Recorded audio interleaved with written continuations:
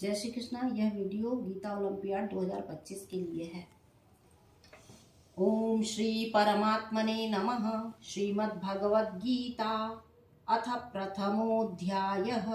धृतराष्ट्र उवाच धर्मक्षेत्रे कुरुक्षेत्रे समवेतायुयुत्सवः मामकाः पाण्डवाश्चैव किमकुर्वत संजय। संजय उवाच दृष्ट्वा तु पाण्डवानीकं व्यूढं दुर्योधनस्तदा आचार्यमुपसंगम्य राजा वचनमब्रवीत्।